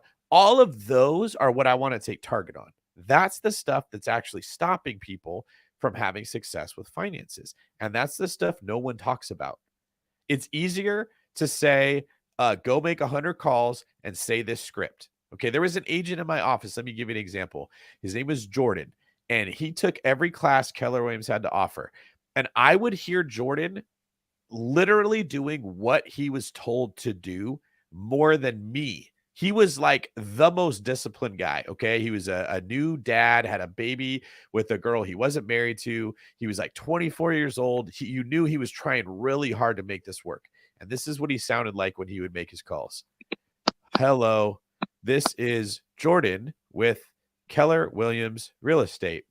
Have you ever thought of buying a house in this market? And the reason he would pause after thought of is because they taught us when delivering the script to take a pause to try to get attention from the person listening. Okay. But his delivery was so monotone that I would listen to that. And I'm like, there's not a human being alive that's going to hear that script and say, yes, I want you to be my agent, right? He didn't have eyes to see that his lack of enthusiasm or his insecurity or his nervousness, whatever it was with making these calls, was stopping him from being successful. He was checking the boxes. He was doing what he was told. He had such low confidence in himself to do this that was being projected to the person on the other end much louder than the words he was saying. I think they were just patiently waiting for him to stop talking so they could say no thanks and hang up. Okay. Right. Jordan never actually I wish this was a success story. He ended up leaving our brokerage and I don't know what happened to him. Okay. Jordan's problems were not that he needed to make more phone calls. Jordan needed to have some deeper conversation with somebody about why he just sounded like he didn't want to work with you. It was like when they make you go, when you get in trouble at school, or like at the beginning of The Simpsons, where you see Bart Simpson writing 100 times on the chalkboard, I will not throw an eraser at someone else. You don't mean it. You're just going through the motions, right? That is a big problem, that whether you believe in God, Satan, demons, the universe's dark side, yin versus yang, whatever it is, that crap gets in your head and it says, well, you went to the gym today, didn't you? But I watch people go to the gym and check a box they were there, and it's like they're not working out, man. Yep. They're not doing crap. Like Kyle and I will sometimes point them out, like, why did that guy even come? Right? He's barely lifting. He's not struggling at all. His face doesn't look like he's trying hard. He's literally just putting the elliptical on the lowest setting that it is. Barely. It's like the people with Fitbit that track their steps. You're like, dude, that's not a workout. That's just something you do to tell your brain that you did something. They're not applying themselves. They're not pushing themselves. They're afraid of something. Okay. So I'm about to get off my rant here in a minute. What I'm getting at is that it is who we are that we have to work on changing, not just what we do. Being told to 100%. go do something will reveal the problem with who you are. And that's where the battle is fought. All right. So the first question I want to ask you, Mark, is, are you willing to fight a battle to be successful in the thing that you want to do? I am. So, I mean, I know, like, obviously, probably just in my delivery, lack of confidence is one of my key battles. Okay. And it's something that slowly gotten better over time. But so, like, not that I do that many cold calls, but for instance, making cold calls, you know, the delivery and all that, like, I guess so.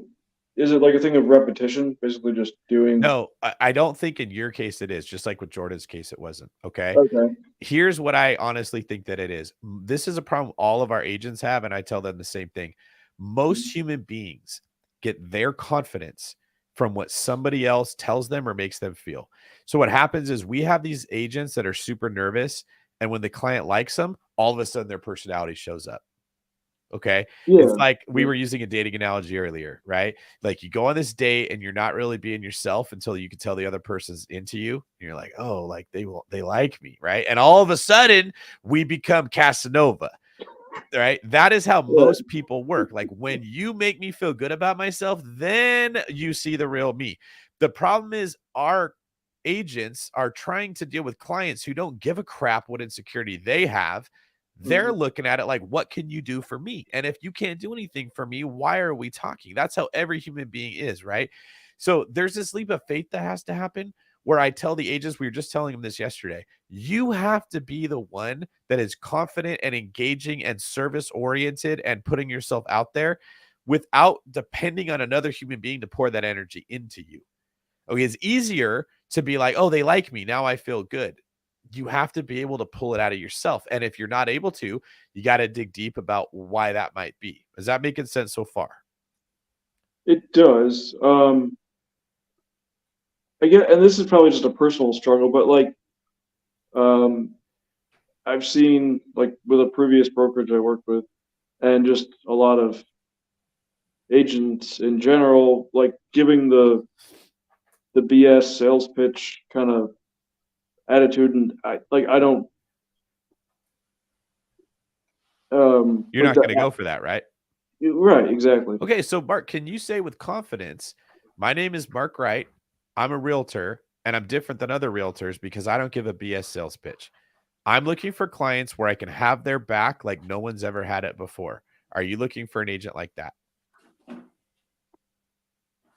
Probably with not the same Casanova as you did, but yeah. Okay, what would stop the Casanova from coming out of you? Being concerned with delivery just for lack of experience. if you went and said what I just said 100 times in the mirror, you'd have the repetition, you'd have the experience, but you still wouldn't be able to do it. So it's something other than just experience.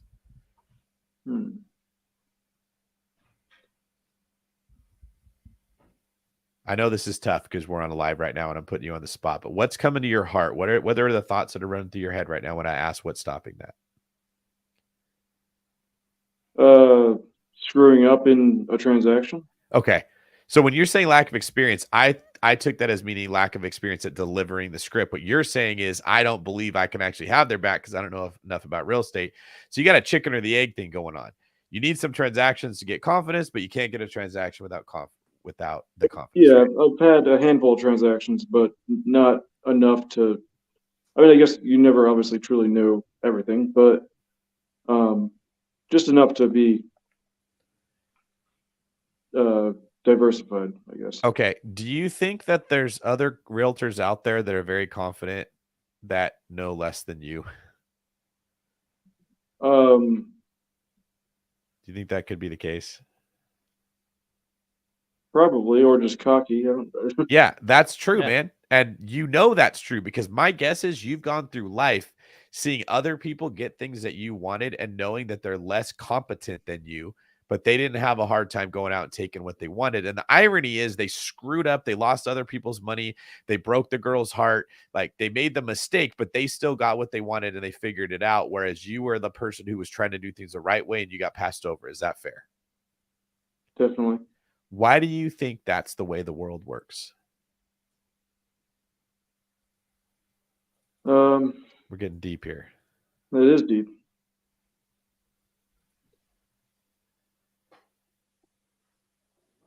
I don't want to say persuasion, but like. No, that's right. That's a good answer. Like Mhm. you're getting at people can be persuaded. And here's what I'll add on that. People want to be persuaded. Okay. I could tell from listening to you, you're the kind of guy that's waiting for someone to see that you are trustworthy and that you're good at what you do, and you're not going to let them down when they give you a shot. Okay. The reason the world works the way I said is that no one is looking for a trustworthy person.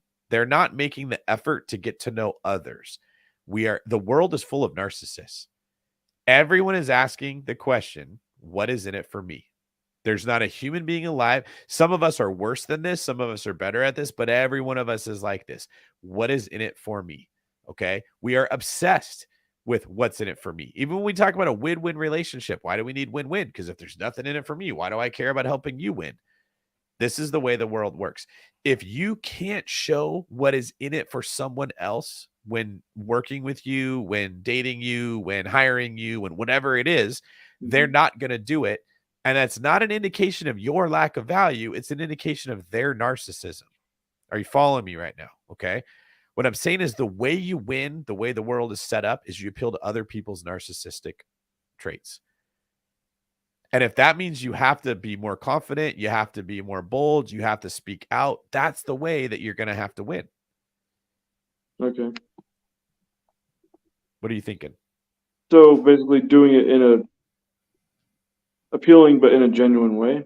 You have to be genuine because that's Mhm. what's best for someone else. They want, when they say what's in it for me, they want a genuine realtor. But what I'm saying is you cannot expect them to see your genuineness on their own. You have to put it in front of them. Right. But with confidence. I mean, yeah. Yes. So if what's stopping you from having confidence is just experience, you can get over that. My guess would be there's some deeper things that you probably haven't dove into yet. Yeah, definitely. Okay. And we're not going to get into that right now. So don't worry. I'm not going to ask you what those are. But what I will say is this is why Kyle and I love making content like this and pushing people to be successful. I don't drive a Lamborghini. Okay. I could go buy several Lamborghinis. I drive a 2016 Camry. I am wearing a shirt that I probably bought 4 or 5 years ago in Hawaii that is sitting on the couch in my office that I only put on because I didn't want to record this in a tank top. Okay. I am not a flashy guy that wants everyone to know I'm successful. Look at me. Okay.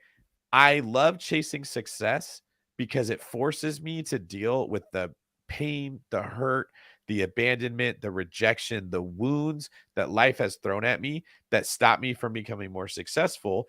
And I'm a narcissist, so I won't go just work on that stuff because I'm supposed to. I have to go chase success until those things stop me from achieving it. And then it forces me to go deal with it. Okay. So like, you're not any different than everybody else who's listening to this. You're just the one who had the balls to come on here and say, this is the struggle that I'm having. Okay. But the pattern is the same for all of us. We would have more money, more properties, more success, more time, more confidence, more attractiveness, all of it. If it wasn't for the things in our life that have hurt us, that are holding us back, and the way that we have dealt with them. Okay. That's all that the chasing of success really is what are you willing to let go of that hurt you, or what are you willing to address? You're just the one who's on here talking about it. And I've ranted for a minute here. Kyle, can I throw this to you and then run to the bathroom? Yeah, absolutely. Okay. Mark, real quick, I'm just kind of curious. Why did you become a real estate agent in the first place? So part of it was somebody I was friends with that was a realtor, but also it was like I dabbled in construction a little bit. I kind of wanted to explore like the business side of real estate. Like I own my own home, obviously, but so you believe in real estate. You believe in it as a vehicle to some sort of freedom or financial independence. Yeah, so like I started listening to BP before I became licensed, like probably this summer before, and yeah. Okay, and then you said you've done a few transactions as a real estate agent so far. Did you enjoy it? Was it something that you liked? I did. It's just like not know, you know, like with a typical job, obviously, if you don't know the answer to something, you go and follow a set like protocol or whatever. But as an agent, you got to figure stuff out on your own for the most part. And at least in this area, like, you know, if you're in with a brokerage where you get training, then that's essentially you build experience through your brokerage. But I'm not with a brokerage that like there's a lot of office collaboration, you know. Yeah, absolutely. So you feel on your own, you feel isolated, you feel like is your fear that if once you're in a transaction that you're going to make a mistake and you're going to either do something that you can't undo, or you're going to let your buyer or your client down? Yeah, essentially, I don't want to, you know, act, you know, in my clients or go against their interest. Really. Yeah, because you obviously, we can tell you're very authentic. You have a good heart. You have good character and integrity. And so at the end of the day, you want to do what's best for your client. And your way of doing that is essentially by not making a mistake or missing something. Do you feel like when you did your transactions that you did have, were there any curveballs or things that came up that you didn't know how to deal with it? Well, yeah, definitely. I mean, obviously, just starting out as an agent, you know, you're going to learn right off the bat what to things. And how did you deal with those curveballs or those unexpected things? So this is my the third brokerage I've been with, but the second one that I've had a transaction with. So initially just broker support, like, hey, what do I do here, kind of thing. Okay, so you went to someone else for support, right? And then did you do anything else by going to your broker for support, like to be able to problem solve, to be able to be creative, to be able to be adaptable? I'm sorry, say that again. Besides going to your broker, if you ran into any questions or issues with your transactions, did you do anything else to be creative or be adaptable?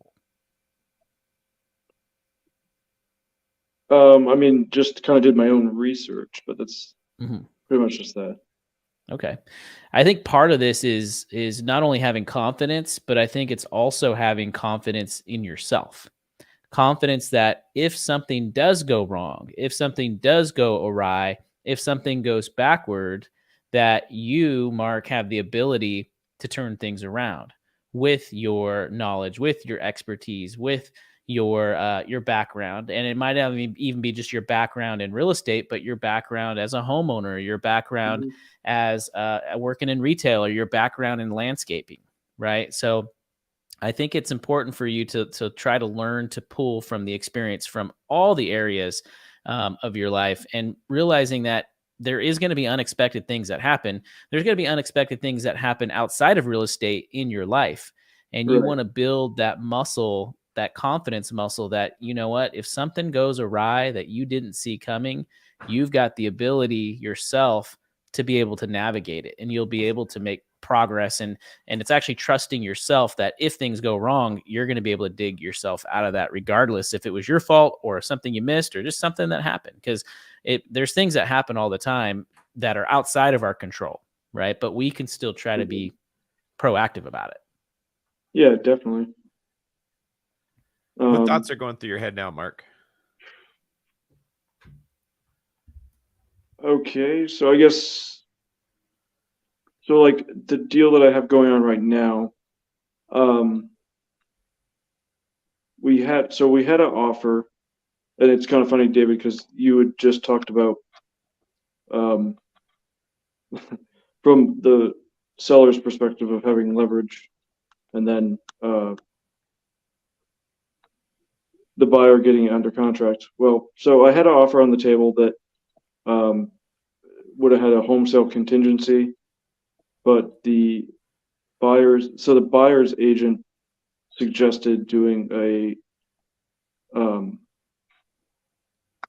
72-hour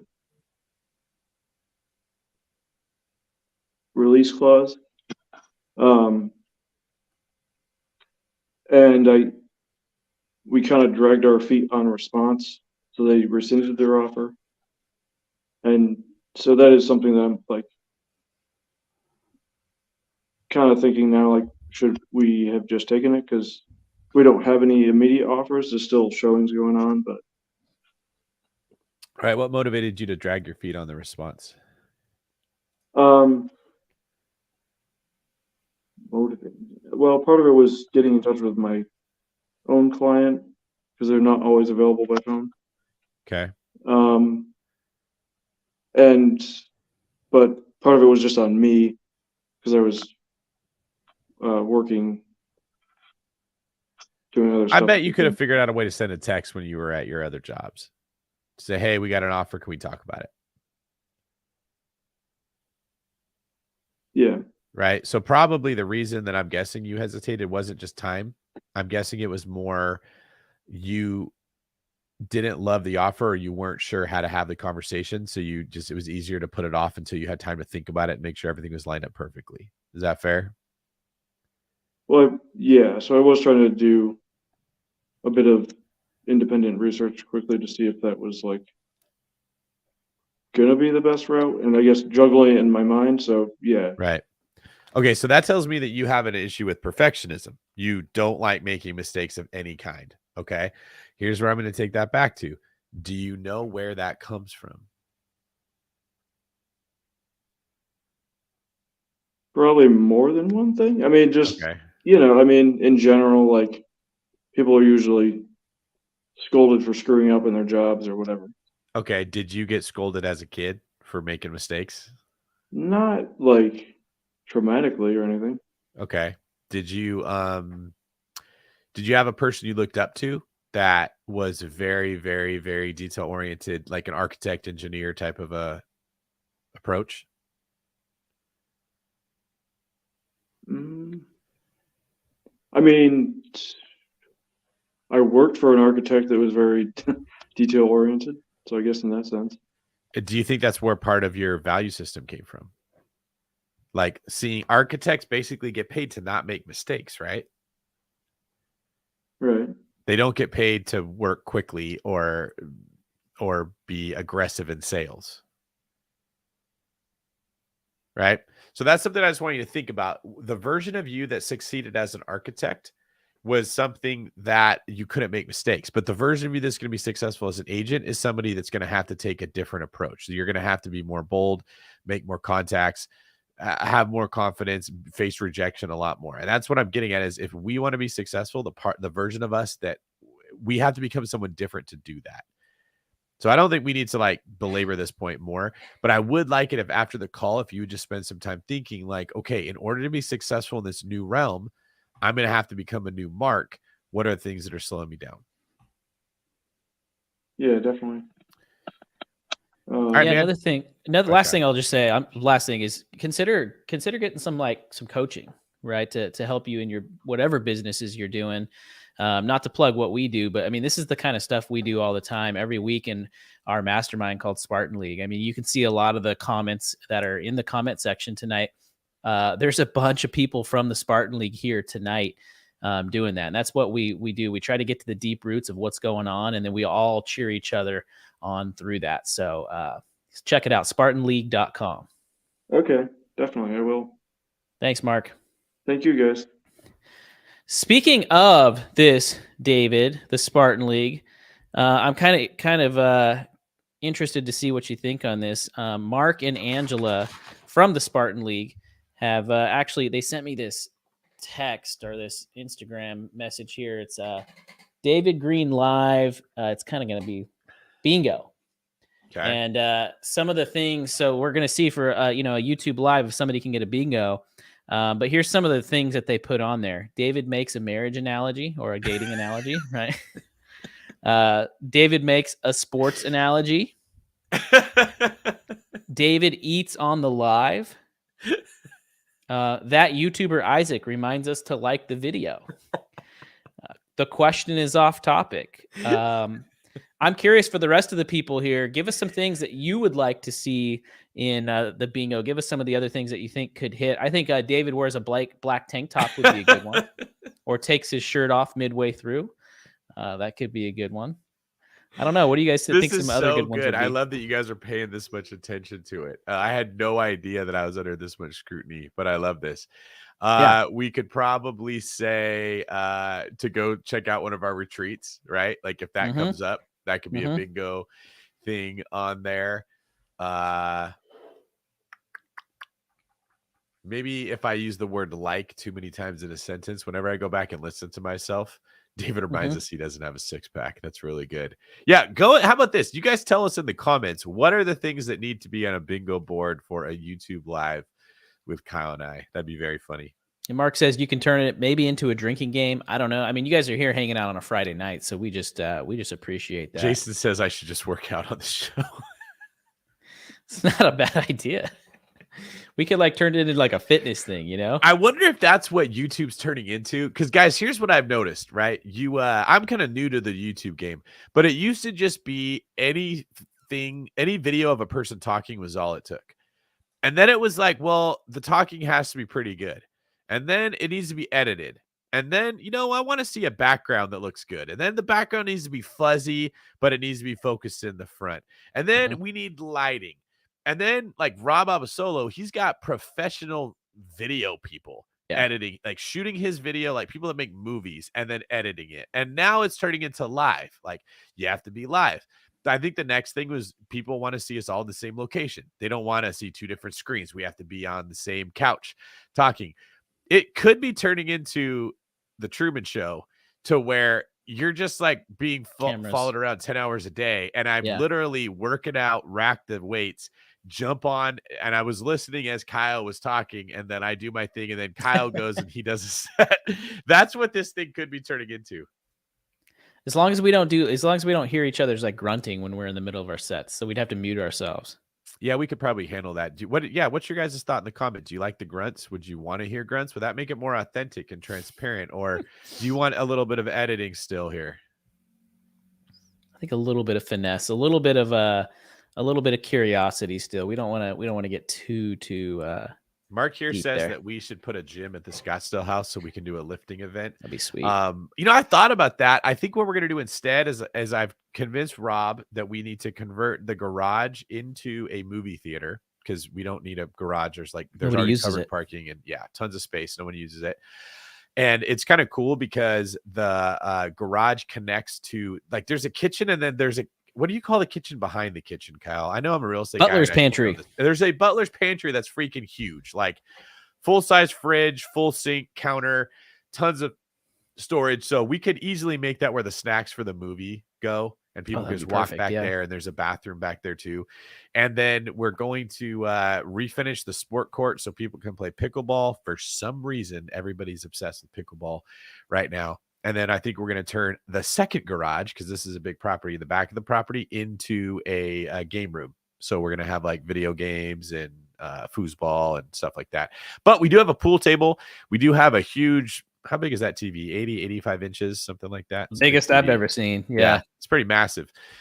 We have tons of places to sit. So if you guys are interested in checking out the retreat, this is the best way to get a better relationship with Kyle and I.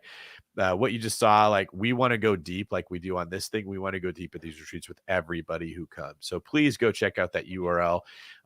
We'd love to come hang out with you guys and get some feedback from you and what you think. Absolutely. Speaking of, we're going to go ahead and jump into our next and most likely our last caller here, Arturo, if he's still here. Arturo, are you there? Hello, yes, hi. Welcome. Thanks for hanging out. What's going on? How's it going? Just was wondering what are the top 5 tips you can give to somebody that's coming back into real estate. I've had some bad luck. My real estate license in 2016, and I had a couple issues, had surgeries and COVID, and I'm trying to come back into it now. I still have my license in California. I'm not with a broker, but I'm trying to go back to a broker and look for a way to come back strong. Okay, so how when you were in real estate, were you doing it full time or were you doing it part time? What did that look like? Yeah, it was part time. I know it's got to be full time, but I was working about a 40-hour job, and in the morning I was trying to make it into one of the local brokers in the afternoon, but it didn't seem to work out. And I had a couple of injuries and a couple surgeries. Mhm. And so I had like a back surgery, a shoulder surgery. But it pushed me way back, and COVID didn't help as well. So That'll lead to being jaded. Archer, can you speak up a little bit? We're just having a hard time hearing I'm you. sorry. Oh, okay. Can you hear me now? That's way better. Okay. Gracias por Yeah. eso, amigo. Oh, de nada.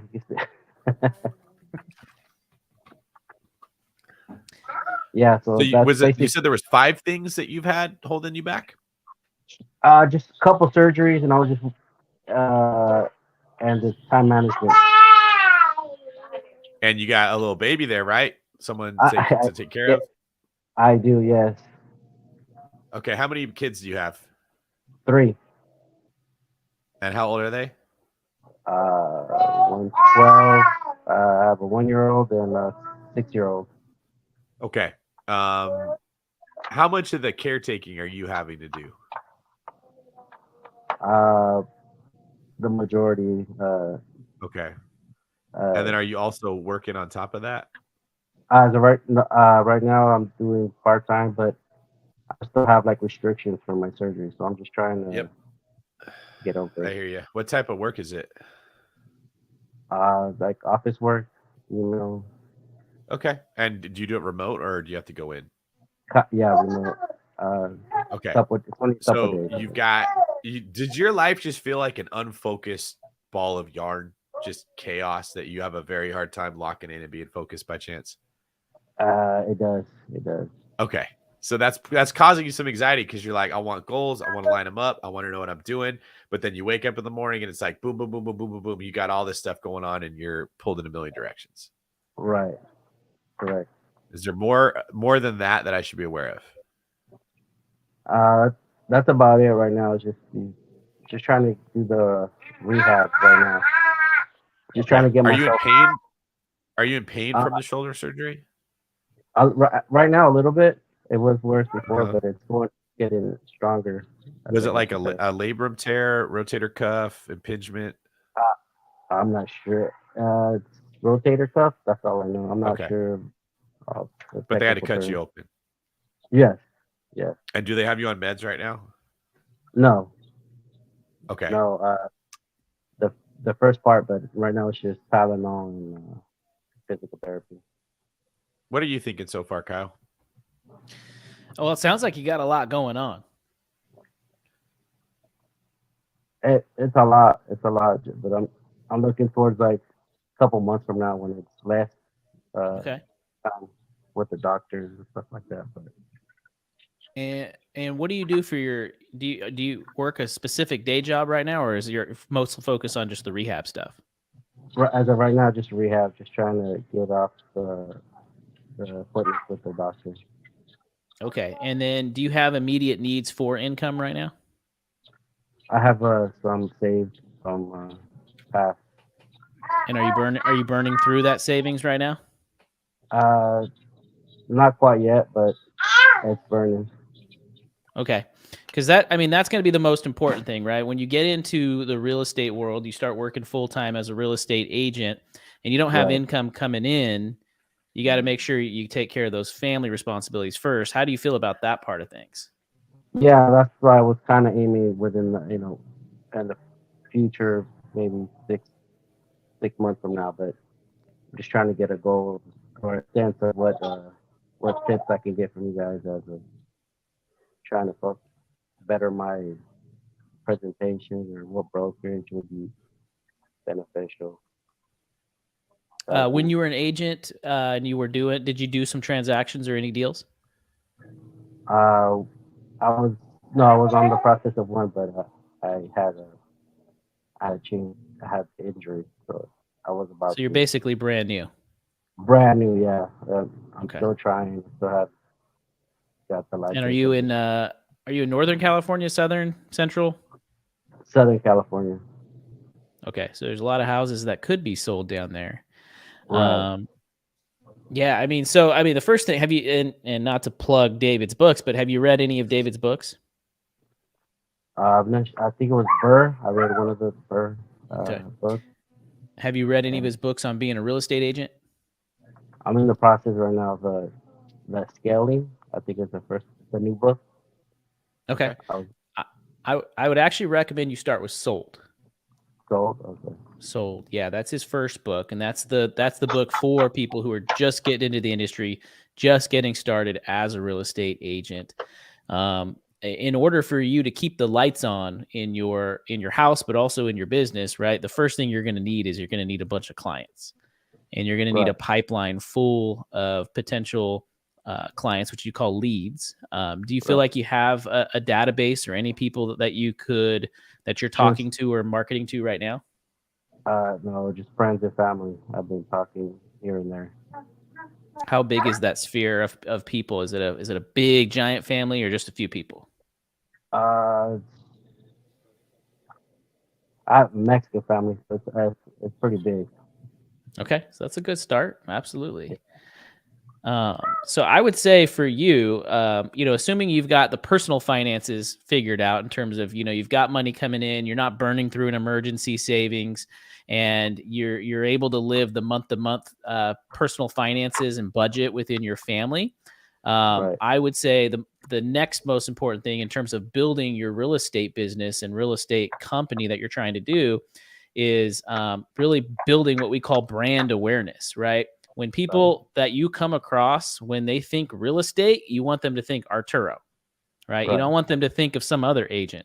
So you want to become known as the person who sells real estate, the person who is in real estate. And that comes from you only doing one thing, taking on the identity of, hey, real estate is my thing. We talked about it with Mark, the last caller. You have to be so enthusiastic that all you do is talk about real estate. All you focus on is real estate. And people know that, and it just overflows from your heart because you're so excited to be telling people what you did. First thing you can do is you can take a clip of this video and forward it to people and say, check out this. I was on YouTube Live and I was talking about real estate. You want everybody in your world and everybody that you're going to meet in the future to think about and know that's the guy that talks about real estate. So that'd be the most important thing. but then also figuring out other ways to generate leads to put people into your database that you start to fill. And it doesn't have to be specific special software. It can just be a little spreadsheet, or it can even be a notebook where you write down people, and all you need is 3 things: people's name, phone number, and email address.